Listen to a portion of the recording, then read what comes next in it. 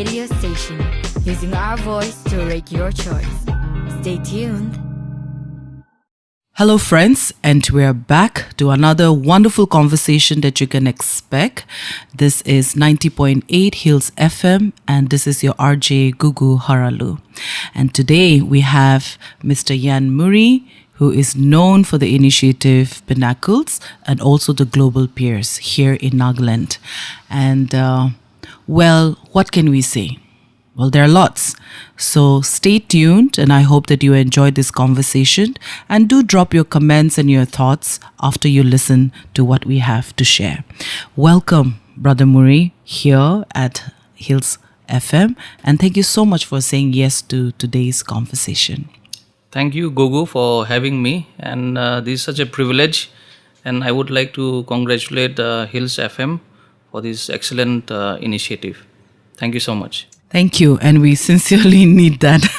All the best. Yes, it is indeed. It's a new initiative, even for our people.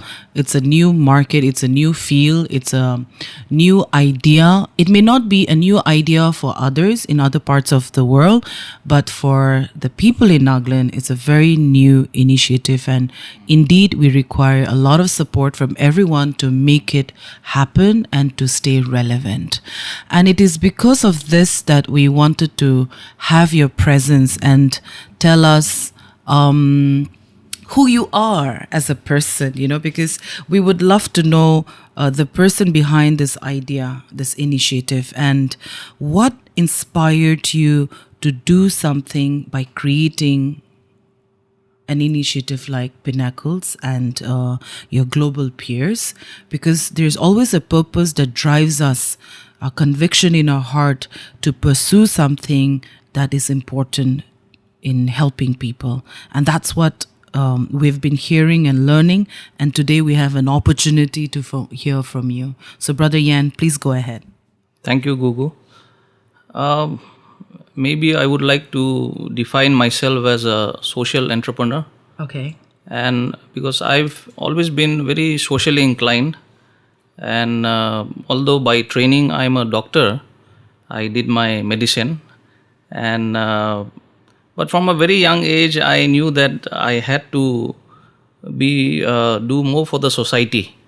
So while I was still studying, I started maybe the first social media kind of thing, the Kugnalim.com. Oh my God, are you the person Yes. behind? Oh. So that during those days, there was no Facebook, no WhatsApp and all. So that brought Nagas together. Yes. So, and I got to know a lot of people throughout the world, Nagas. And so from then on, I realized life has a lot in store for me. And with God's blessings, whatever I have wanted to do from my heart, I have been able to do.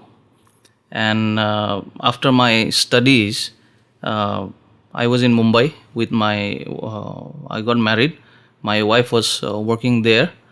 And so in the hustle bustle of Mumbai, I thought whether I should continue living there all my life, because our day starts at 7 a.m., reach office and work by 9, 2 hours in the maddening traffic. And then you get back home by 9. So we thought whether we should continue living like that. Then one day, all thanks to my mentor, Dr. John Murry, he said, why don't you come up? Because he knew that I had different thoughts to go back and do something. So there he gave an offer. Then I said, I told my wife Jenny, this is the right time. I think we should pack our bags and leave. So we sold everything at 50%, our furniture. We packed our bags. We came to Nagaland, and the rest is history. Yeah. Thank you for sharing and opening with such a wonderful story and getting to also learn that you started the Kugnalim.com, because I still remember as a child we used to go initially, when the internet, craze started, and it was such an expensive affair to go and sit in a cafe. Exactly. But you actually met a lot of your own people across the world, and that what kept us excited, and you could actually meet people in that same colony that you are staying, and it brings smiles in my face, because the moment you say Kugnaling Dopko, it brings back so many old memories. Exactly. And you're still friends with people whom you've met many years back. And that was one social media slot that brought us together, and how social media could actually bring so much positive side. And those days were very plain, simple, and the Naga feeling, was so strong. And I think this is something that many are still attempting to keep that bond strong by bringing in various ideas and initiatives. And it's such a great pleasure to actually know that we found the person who started off that, Mr. Yan Murry. And also the journey, how you decided to come back home. And I think this is something that we've experienced, Brother Murry, that, we've all stayed outside in the metropolitan cities. We've seen life. We've experienced the hard life of it. We've also... we've been aware that many of our friends, colleagues, our contemporaries have come back home with a bright idea of wanting to build our place. But due to a lot of misgivings and mistrust and frustrations that have grown over the years, many have left our home and gone back, and they are an asset to other states, to other countries, to companies that they're building with their talent, their gifts, their passion, their commitment. And this is something that we seem to be losing out. And hence, we have this pool of great assets leaving our home, and we feel so abandoned. And for the few who have stayed back, they are brave hearts. And I would like to compliment ourselves for that, because we've also come a long way. Otherwise, it's always an easy path to leave and start something. Right, but I don't think so. It has been easy for those who have left, because they've also left home with a heartbreak, because they've wanted to do something for their people. Perhaps it's the timing. Perhaps we're way ahead than where our people are. So there's a huge gap, and there's no middle path.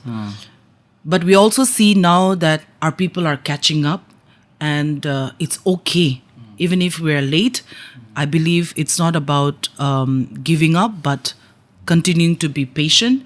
So I want to move towards the idea of Pinnacle. What does Pinnacle mean, and how did it start? And how did Global Peers came into being, partnering with Pinnacle? So, like I said, we came back from Mumbai, and that was around 2010. And my wife is a Chinese language expert. Yes, that's what I heard. Yes, she studied in Taiwan for 5 years, the Mandarin. So the first thing I did was set up her Chinese language school, which was the first in Northeast at that time. And even now, I think no one has started it, another school like that. So she started off. Of course, it was a challenge. And that time, people gave us a lot of, because it was leaving your jobs and all those things and coming back and starting a small initiative. So we were mocked also by people. I wouldn't be surprised. Yes, they were saying, and you are a doctor and you should not be doing all this. Of course, I was offered jobs also as medical officers. But then I had a different plan altogether. So my wife started the language school. Of course, it took off slowly. And then I thought, what is next for me? Then I was just, because unemployment was always in my mind, because that was the thing which has been a problem then and even now. And if you see now, the unemployment rate in Nagaland is the highest in the country, which is 20%. That means even now, out of 100, 20 people are unemployed in Nagaland. And in Nagaland, the worrying thing is there are a lot of educated unemployed. And those who have education and they are unemployed, and we call Nagaland a literate, high literacy. Correct. We take pride in that. Yes. But that has become that has become a burden now for the society, because the educated people, they don't want to go back to the fields, they don't want to do blue collar jobs, and they're just waiting for a government job or something like that. So, which is very misinformed, and our society is still trapped in that mindset. So I came to realize that a long time back. So in 2011, we started Pinnacle Skills, which will be dedicated to skilling, skill development, build up skills of unemployed people, and give them a means of livelihood. And these are practical skills. It can be electrician training, it can be nursing training, hospitality, construction. So short-term training, and which will lead to a job. So that is what we have been doing for the last 10 years now. In fact, this is our 10th year, 2022. Wow. So God has been very gracious to us, because we only know what we went through in these 10 years, and we have trained about 11,000 people.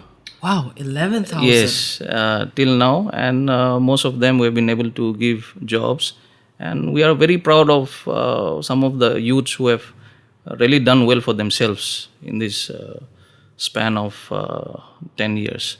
And in the last 3 years, we started our second company, because Pinnacle Skills is an NGO. So we thought we need to start a private limited also, which can attract investments and which can diversify more. So we started Global Peers, and that is more on focuses more on hard skills, like construction training and automotive training. That's very interesting how you have, going back to the ratio 80-20, out of the 100 youths, 20 are still unemployed. And also emphasis on the literacy part.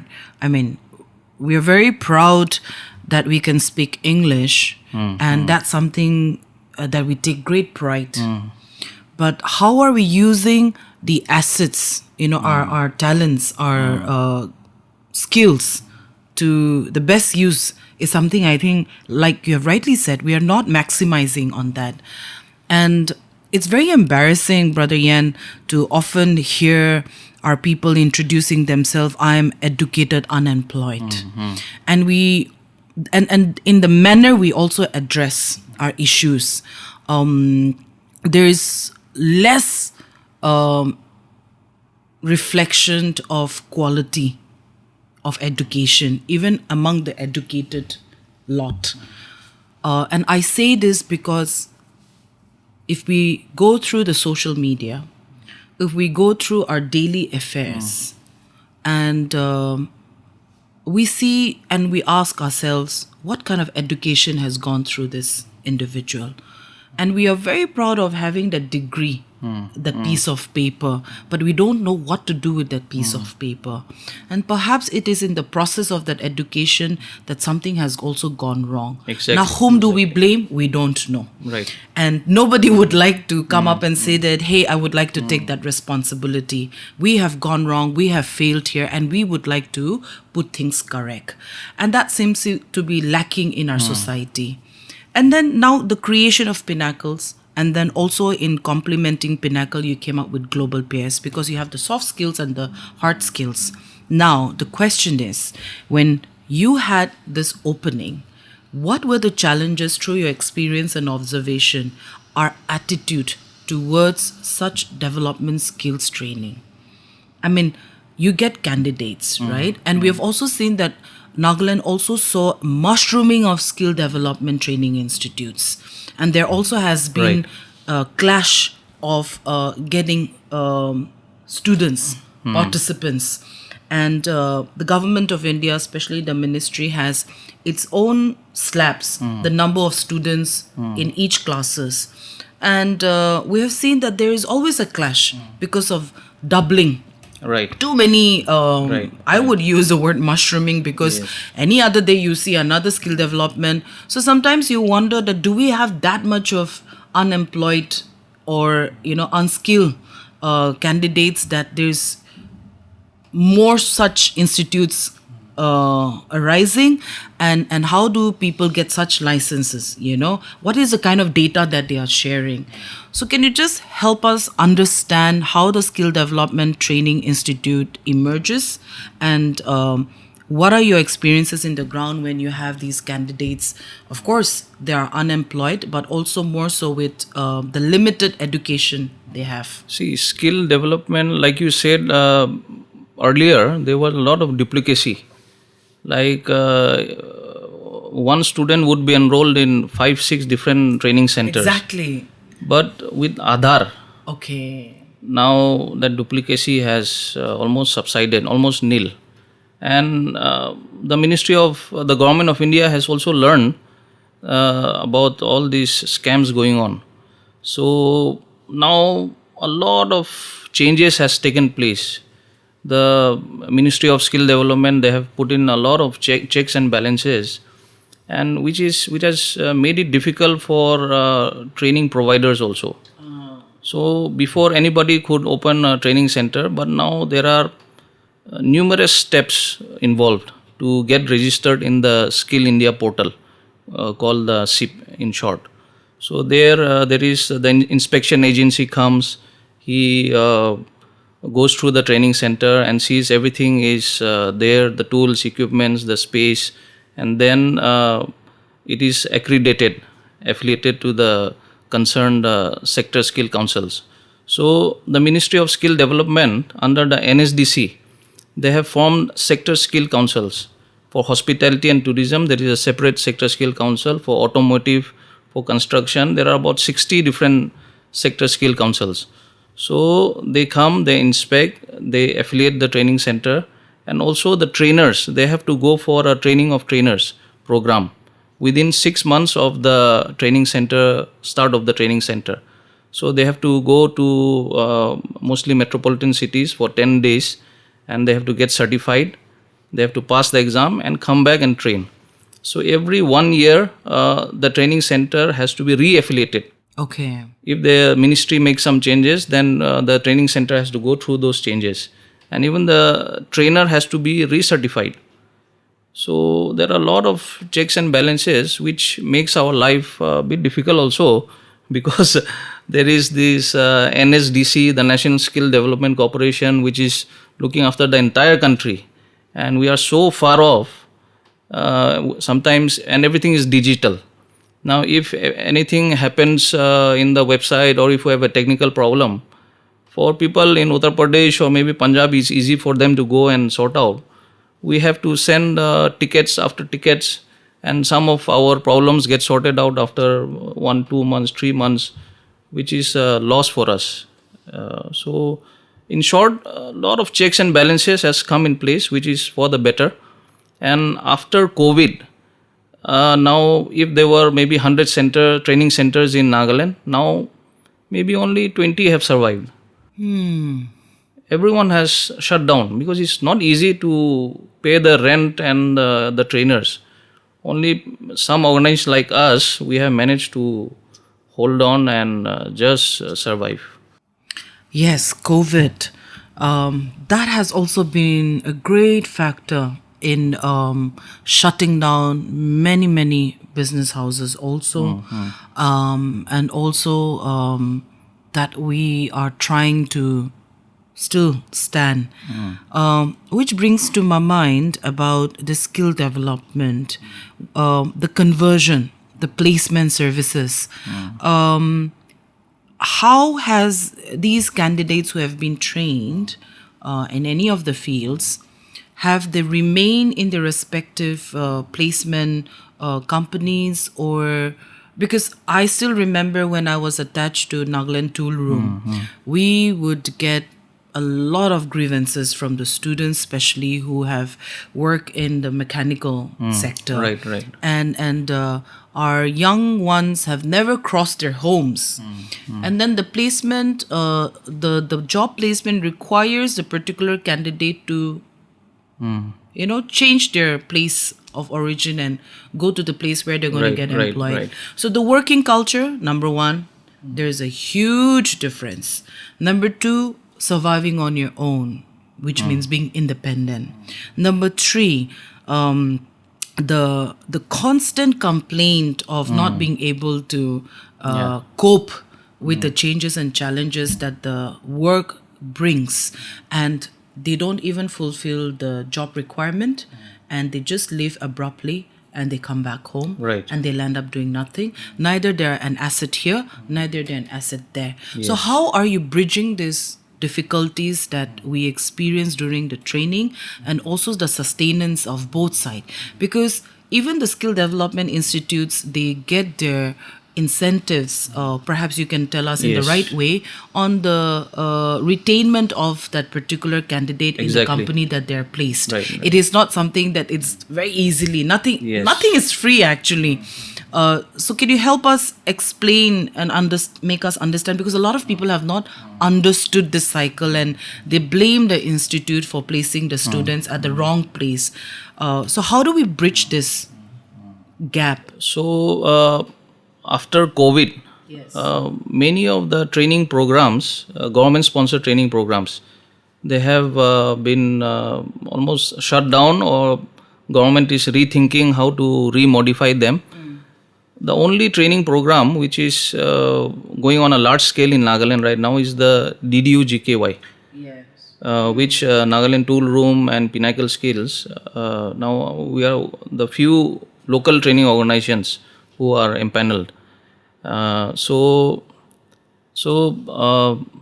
like I was saying, after COVID, a lot of training centers, they shut down, and one of the few government skilling programs which was happening then pre-COVID and till now, it is the DDU GKY skilling program. So, which is under the Ministry of Rural Development and implemented by the Nagaland State Rural Livelihood Mission.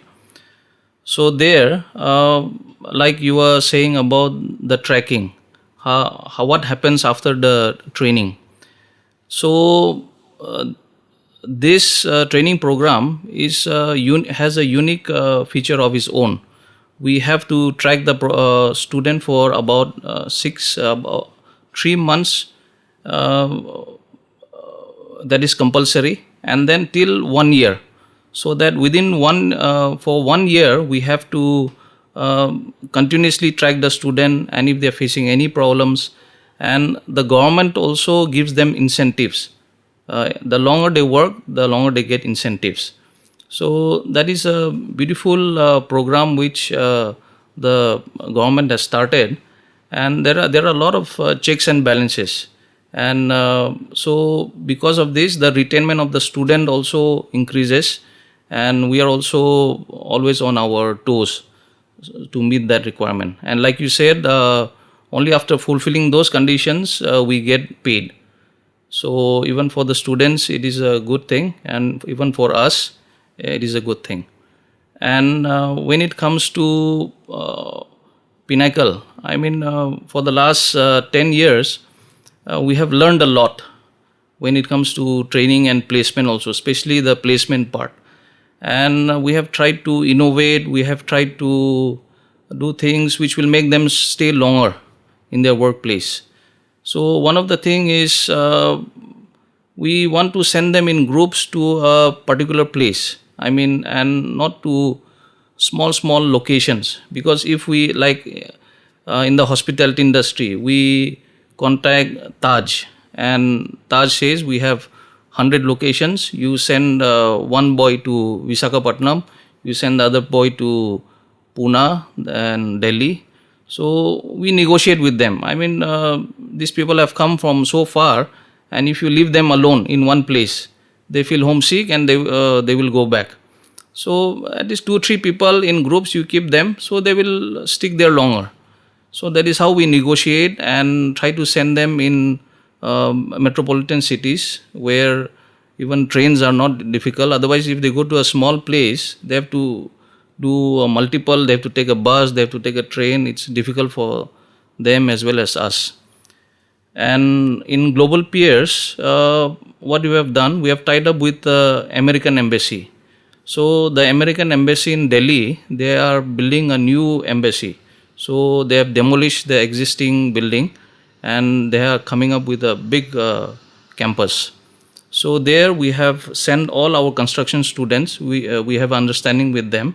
Almost now about more than 100 of our boys are there. Wow. And they are looked after very well by the Americans. The Americans, they came to us themselves. They said, we want English-speaking students, people who will work for us and whom we can communicate. And rest, we will look after them. So I told them, one of the requirement is you give them pork every day. Just my thought. So every day they are giving them pork, of course, when it's safe. And they are spending lakhs of rupees in pork. And they are even providing air-conditioned accommodation at night, so they can sleep well at night. And they are giving a good salary. And so many of them are staying for a long time. And that is a 6-7 year project. So the longer they stay, the more they get paid. And they even have chances going abroad where they get paid in dollar or euro. So we try to work out ways with the employer where they can stay longer and they can learn more. And these people, even after coming back, they'll be an asset. Like if they work in an American company for 4 years in such a state-of-the-art construction environment, they can come back and contribute here as well. And I'm looking forward to take them back as trainers later. All these some of the students who do well. Wow. I think Ben and I can decide going to working with the construction company with the long-term association and also the prospect that you have drawn. It's amazing to hear that we actually make so much of effort to make our young people's life so easy and comfortable. So is there a way that we're also spoiling them in terms of making their life too comfortable that we give you a nice cushion, you just do the work, Isn't that also a way of pampering our youth? That's why it's one of the reasons I'm saying that is not making them become independent. And there's always a cushion. And this is a typical Naga society culture where uko nohoy charibi ahibi gorde na sab ase muhani sab saidiwo inman duk na kuribi city te thakigine. As long as our child is next to us, we will do everything for him or her. And this is a lot with the male child, actually, not with the girl child.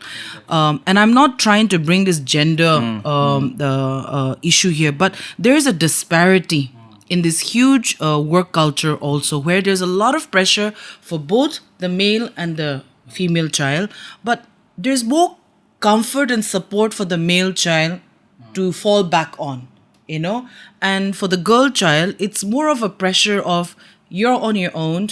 Once you're married, you have to take care of your... So the caregiving has always been part of us, from our birth till our natural instinct, how God has blessed us with. But I'm trying to derive from here that, are we not spoiling? So the spoiling also have different forms. The more I listen to how much you have done speaking to the employer for the employees, and the first thing that comes to my mind, the only way to comfort or calm us down is the pork, which is actually very funny at the same time, because we don't seem to learn how to survive in places where you will not get what you eat, And how long can we create this comfort if we are to survive on our own? There wouldn't be another Dr. Yan Murry doing that, But we have often seen this, that the negotiation has always been towards our comfort. No? And do our young people even realize this? So the working culture, that's one. Number two is, are they even interested to learn the skills? Because a lot of our young people have stayed in the metropolitan cities and worked with industries, different companies, and they come back home and they're lost. So the number of years that they have worked with a company or shifting of companies, what is the asset that they're bringing back? And whereas we compare with other communities, our other people, they learn that art and they come back and improvise and they build the empire. But we are so dependent that even in spite of being outside for so long, we are still dependent on our parents, on our people, our expectation in the government. In fact, the attitude of what can I do for my people is so less. Why do you think it is like that? Can you please share your thought? I mean, because of your experiences that you have. See, like you rightly said, we Nagas are very spoon-fed people. I mean, especially our young people. I mean, we have to pamper them so much. Please come and take the training. And even the training center, bosti de do mongso kiman time pavo. Very true. Maybe once in a week. During the festivals only. During the festivals. Yeah. But when they come to our training center, they want to have meet every day. Oh dear. And salary alop komti hoile, they will not go for placement. Exactly. Without having zero experience and just a certificate, they want a big salary. So very spoon-fed people. So, but they have their own positive side also. Yes. Our young boys and girls. So, what I have observed. So, the first 6 months is very crucial. Whether they stay there in the workplace or they come back. Correct. Those who stay for 3 to 6 months, they have endured the hardships. Because there the working hour is 8 hours, 10 hours a day. And construction, they have to work in the sun, in the Delhi heat for 10 hours. Of course, not continuous, but in small time frames. So that period is very crucial. So even our tracking, we know that tahanke kotha kori thakibo lagibo for 3 to 6 months. And once they cross that, tahanla DNA de gusi jabo. That now they will carry on in that hard to face whatever hardships, and so they carry on after that. 1 year cross oile, now it's very good. Then they carry on for 2 years, 3 years. There are some of our students who have been working in some companies for 10 years. So, wow. So it's amazing how, and they have from a small executive, they have become managers. So, I believe in our youth, they are excellent but very spoon-fed. I blame that to our parents, our grandparents, our society. We have not taught them the hard way. But then once so that is the positive side. That is what our Honorable CM also told me. Keep on doing what you are doing. Let them go and learn. See the world and come back. Then they will maybe come and give back to the society. But like you said, many come back and they don't contribute. They just sit at home and start looking for another government job. Here, because we have not created the ecosystem also, we cannot blame them also. They have expertise in, say, hospitality or construction or some office in the metropolitan cities. But here we don't have that facility. So that the government has to make factories, they have to create, bring in companies where our youth can work. So I don't blame them also because they come back and not everyone can become entrepreneurs. Entrepreneurs is a totally different thing. So now so much entrepreneurship development is going on, but I know how difficult it is to become an entrepreneur. You cannot just, so when during the COVID, so many people came back and government wanted to make most of them entrepreneurs. It's not possible. Why not give existing business the money? They spend crores of money on those people to help them become entrepreneurs. So all of existing business can get divi, so who are already suffering due to COVID, Yes, and they can scale up and they can employ these people. exactly. So again, that's a different topic altogether. No. But, It's very yeah. connected, brother Murry. This is exactly what we were talking about. That the existing business houses, there's no hand holding for them, and these are first time, the first generation who have taken that path, the unknown path, Exactly. which was very unknown for our people, and they have used up all the resources. 7-8 years down the line, and still not recognized, still Right. not handholded, still not. In fact, we have seen that their stories have been covered, but for selfish reasons. Exactly. And I don't want to name Right. here, but this is known by everybody. But how long are we going to be under the carpet and be diplomatic? This diplomacy Yes. has not helped our people. In fact, it has created more rift among our people, an unhealthy competition spirit where we cannot even collaborate, where we are always with negative, and there's nepotism, there's biasness, there's favoritism. If you don't know this person and you don't have a good relationship, you can't get the fundings. You have better access to, schemes, finances.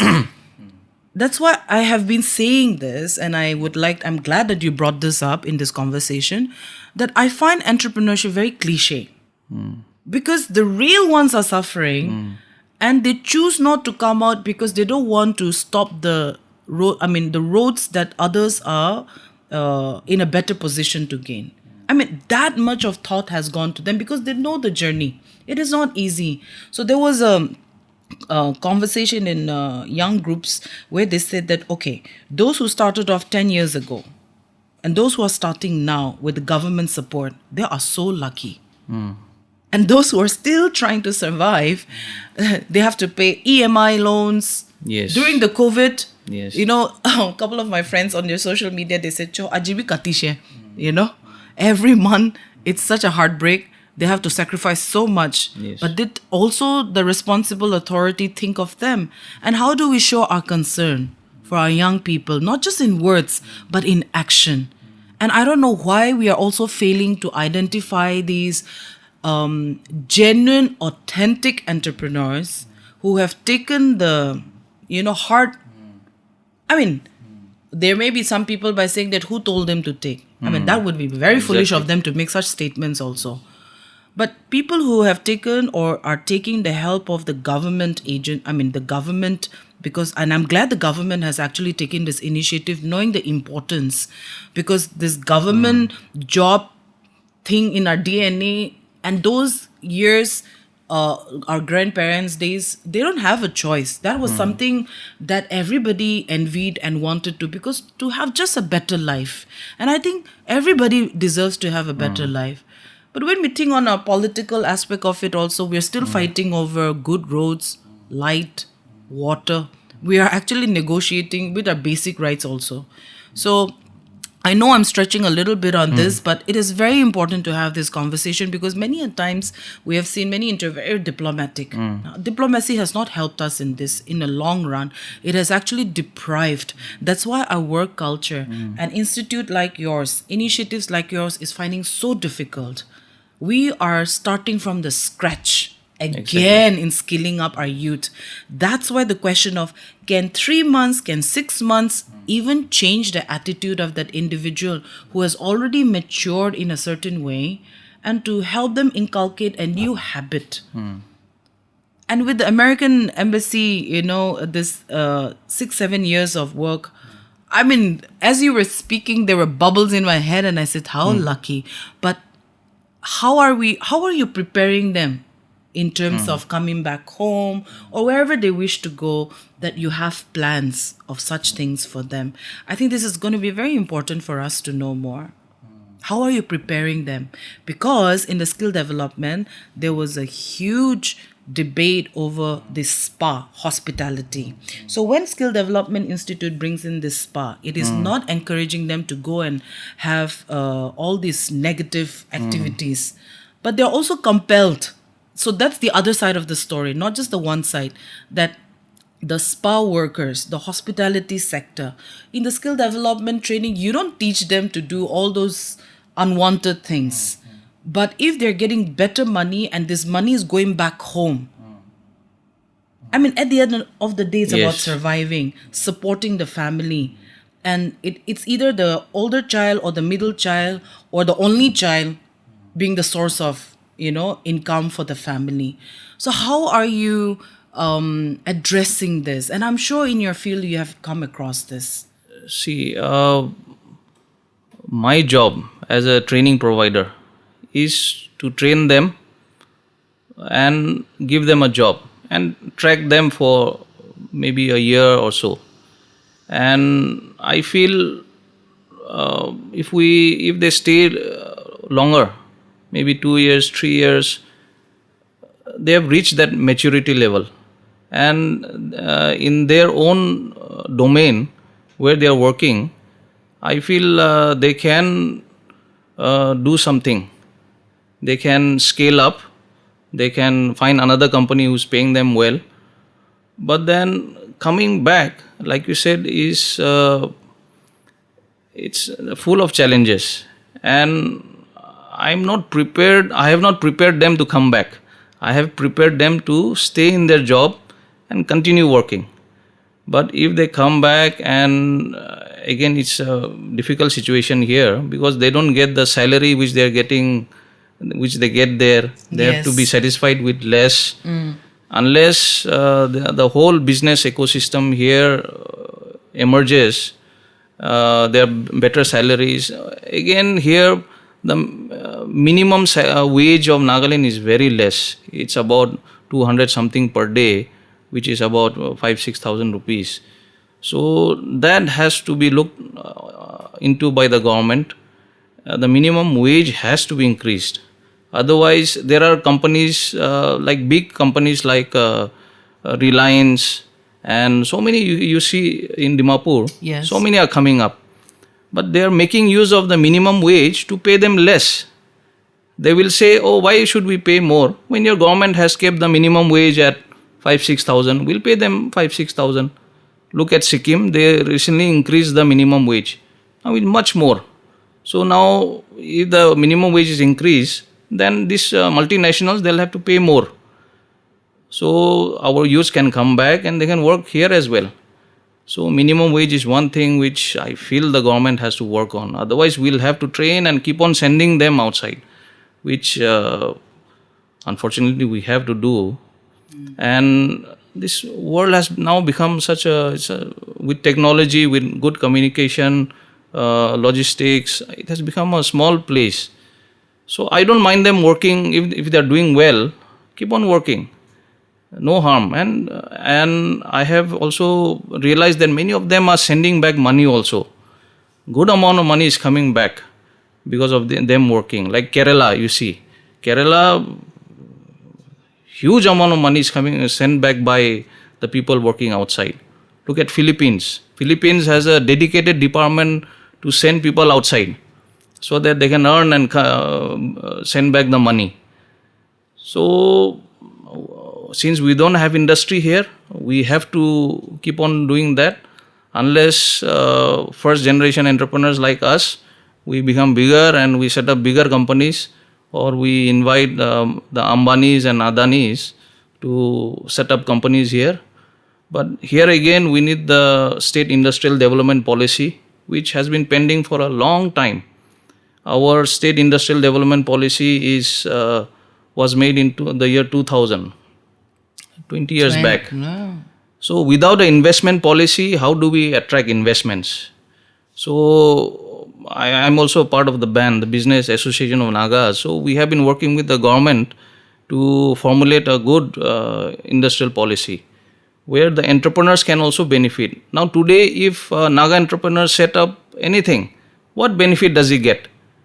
GST they benefit nahi, power subsidy nahi, rent they benefit nahi. He has basically manpower they benefit nahi. He's doing everything by himself. Government is not coming even with 1 rupee. So we need that policy so that if a Naga entrepreneur starts something, or if Naga entrepreneur is doing something, he gets some help from the government. And secondly, if we have an investment policy, why would the Mahindra come and set up a plant here if he's not getting any tax benefit? Other states, they are giving tax benefits, tax free for 10 years. Oh, you come and set up, we'll give you this benefit, that benefit. So we need the state industrial development policy as soon as possible. That will be a game changer in many ways. That's interesting, because just recently we had the CSR conclave and we had, potential investors. There's also a saying about that for putting up industries or inviting investors, 371A seems to be a blockage. And this is something that we've been hearing again and again.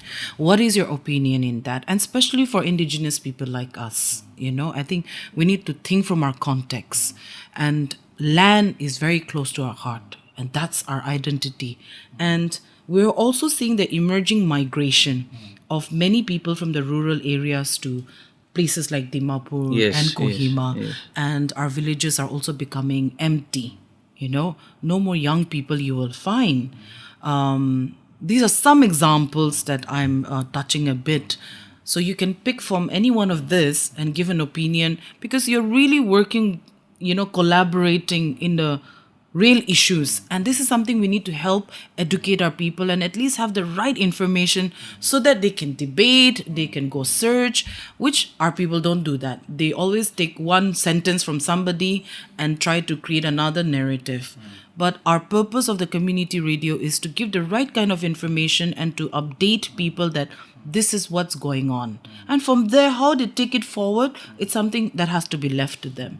So would you mind, Brother Murry, which one would you like to pick? See, this is a sensitive topic because when it comes to Article 371A, vis-a-vis the corporate this thing.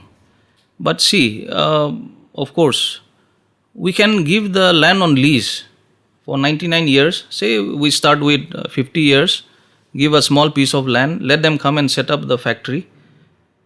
And they are not going to snatch away the land, is it not? So that is what the government had planned in the foothills.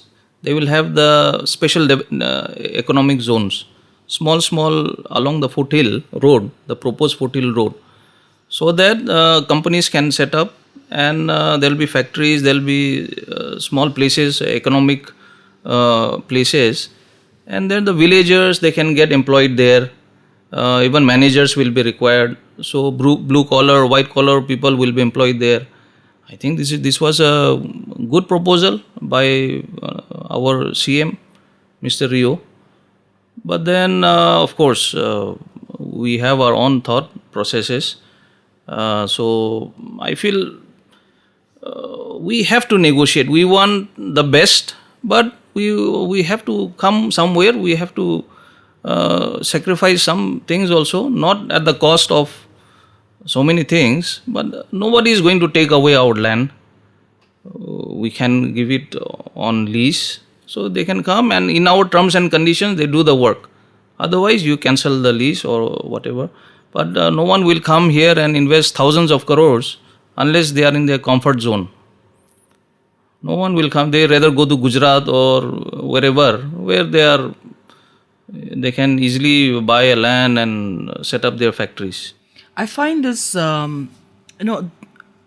because this has not been spoken very openly, but we have seen in the papers often, our leaders, our bureaucrats talking about this land. If you don't give your land, you cannot have industries, etc., etc. But I have not personally, for me, and even professionally, I have not seen a consultation over this topic in a broad way. Only statements are given, and statements doesn't help much unless it is deliberated over what is blocking the development.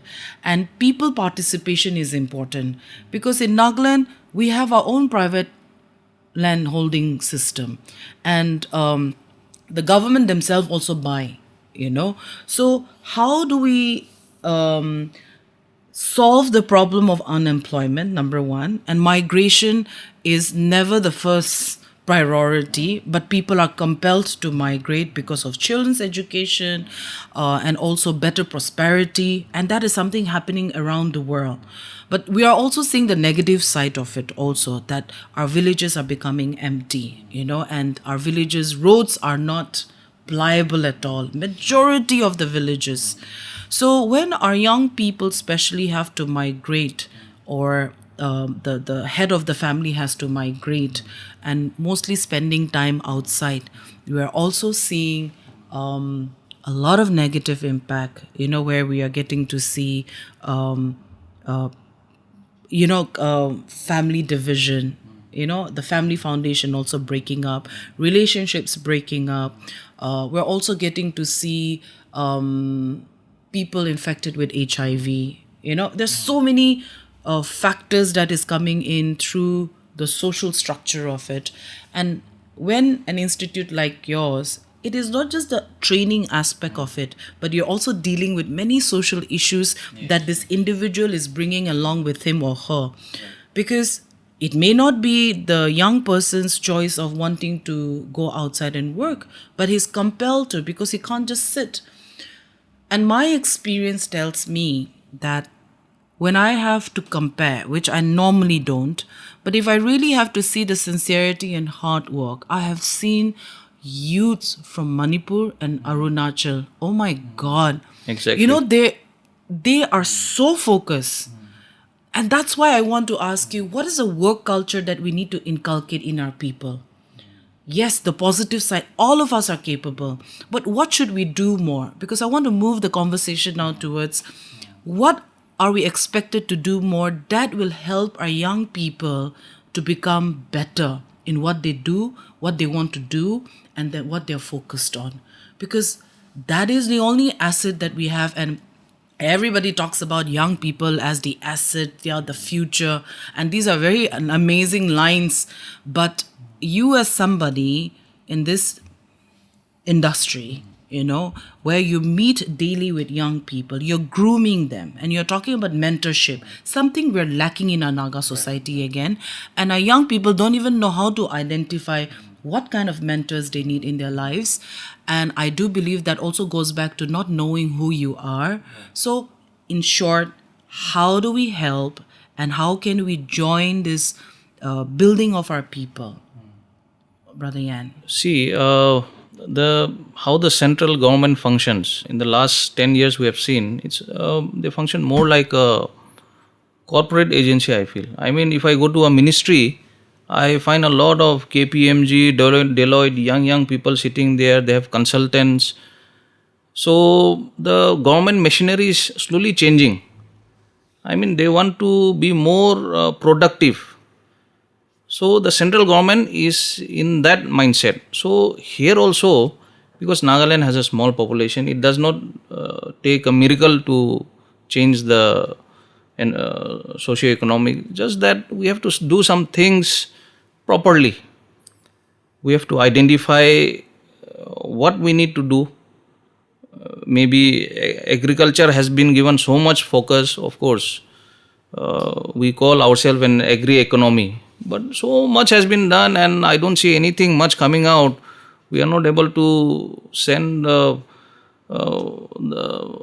quantity which is required, maybe cardamom or ginger or pineapple. We stock so many things, but when it comes to quantity, we are not able to deliver. So agris, of course, it is our day-to-day.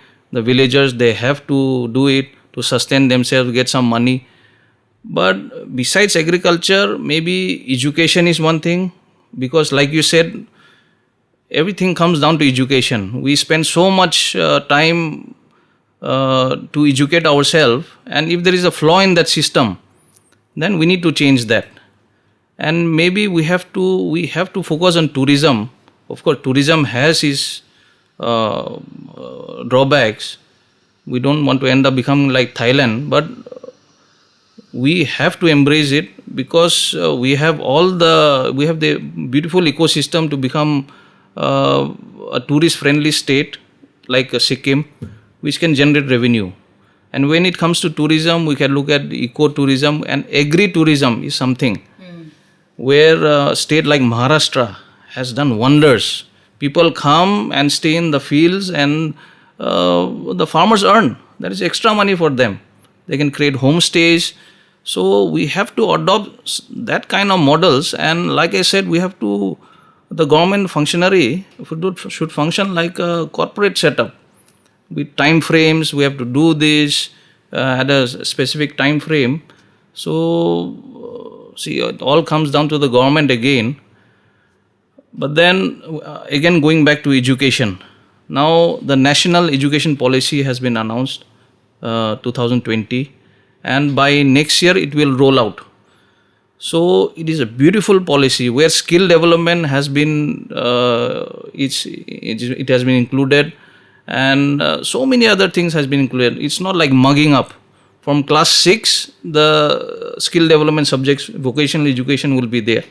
So for 7-8 years, we will learn a vocational skill, and many other like leadership skills, communication skills, employability skills. So it's how the government rolls out that program. So education is one thing, agriculture is always important, but maybe focus on tourism, 2-3 things. Let's not focus on 100 things and end up doing nothing. 2-3 things, let's do it. And Nagaland, a small place, 20 lakh, maybe now 25 lakh. It doesn't take wonders or to change the place. So in short, I'm very positive. Although we have so much problems, we have so much potential, Nagas, in Nagaland as Nagas. So I think we are blessed, and I think we have to do things the right way. So the right way is to also now go towards a little lighter note. If there's any incident that you can think of that can help our listeners know the lighter side of you. Okay, I'm not very good at jokes, but this happened in when I was in class 11, I think. Okay. I studied in Shillong, like most of us. I studied in the Assam Rifles Public School. So we were way there in Shillong Peak. It's a boys' school. So it was Valentine's Day. So we were invited by a very popular college. So we'll have a party. Of course, we dressed up. And there are a lot of tankers going. So we sneak out from our school at night. Tata te truck te bui jabo. When we reach that college, no one was there. Okay. Absolutely pin drop silence. We thought they are playing a prank on us. So we waited and waited for 1 hour. Oh God. No one is there. How come it's all boat Bangla Nishina ho jaise?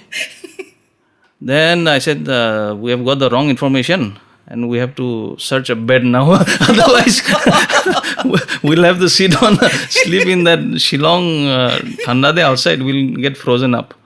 So then one of my friends, he said, I have my uncle's place. We'll go and stay there for the night. So that Nagaland house, that fire brigade area. Yes. Upote step lamba ase, tate jaya ase. So we were in 3 groups. One group was leading. Then I was in the middle group and piche dekta group thaki. Then I just turned back and one of my friend, patla thaki, tai duk paya ase, I will. I said, let's wait for him and then we'll aram se jao. So I was waiting for my friend and he reached me. And agere saisile, everyone disappeared again. Then I said, see, too many. Something is up. Huh? So something is up, and I think our friends have started playing prank on us. So hala guri na bisare ase. No one is there, and all of jungle nishina ho jaisi. Then we went up. Then was a big ground, some big dark ground, and there was a gate also, and Shillong was there. Very beautiful. I asked, okay. Let's just sit for some time and then we'll start searching because there were no phones those days. Yes. Then we were sitting and my friend was almost ghuma bole mon jata hai. Then I just look at the back. We were sitting on a grave. Oh And goodness. Bhalpara Saisile, this was a cemetery. Oh God. Then I started What a running. Valentine's Day. I started running. I left my friend. Then he started shouting at me, why you are leaving? He said, look at your bag. Then from there, the fire brigade area, we reach police bazaar in maybe 15 minutes. The fear. Yeah. Oh God. So that is something which has always been in my mind, and I want to go back and see that cemetery one day. In a broad daylight, of course. So it was truly a prank. What exactly happened? And then you were invited, but then you didn't land up. I don't know, but we didn't find Quite out. a mystery. We were too tired to find out what happened, and I was too shocked to find out what happened. Well, I guess the listeners are enjoying that everybody has a story of some occasion, and I think today we have had a wonderful conversation. In fact, for me, I have been educated so much in learning the success, the struggles, and also the realities and facts that many of us sometimes do not know. And it's not even easy to speak about it, but difficult conversations opens opportunities. And if we listened with the heart and mind of wanting to learn and also to equip ourselves with the right information, it enables us to find new paths, new areas to explore and discover ourselves better. And in today's conversation, this is something that we have learned from Dr. Yan Murry.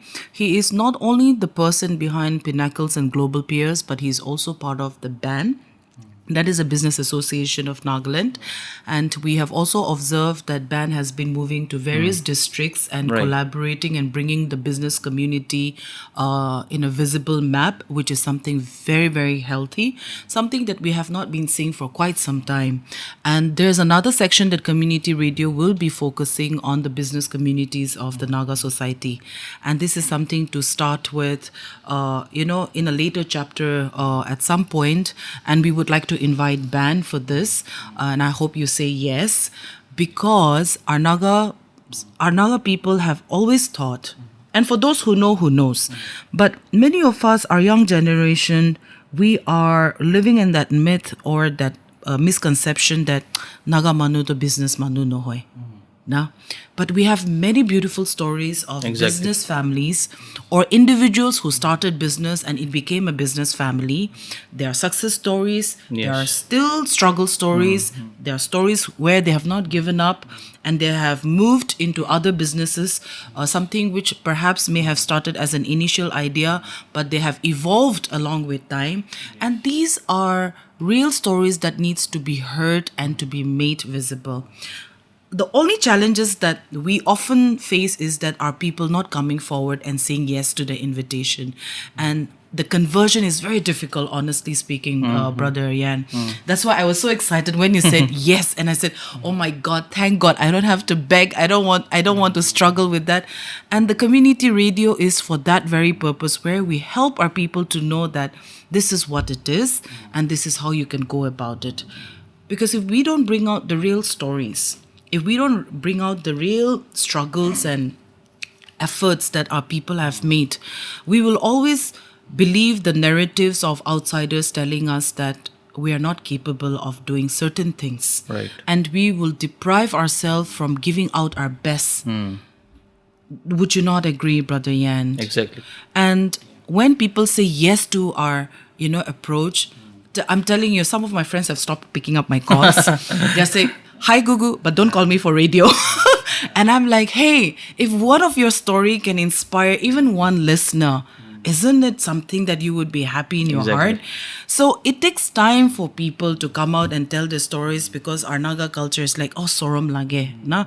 Our modesty, our false, of shyness. And I think it's about time. If we don't come out, nobody is going to know. And that goes same for NGOs. That goes for individuals who are doing good work. Your Exactly. good work is not supposed to be under your blanket. Yes, It is yes. to inspire. It is to reach out to people, to collaborate and have people to come and join that mission and that vision. And I think Exactly. in the end, I want to say, if you agree or you disagree, and we can end up with that as a message of yours, do you think that a person makes it on his own or on her own in life? I think no one can make it on his own.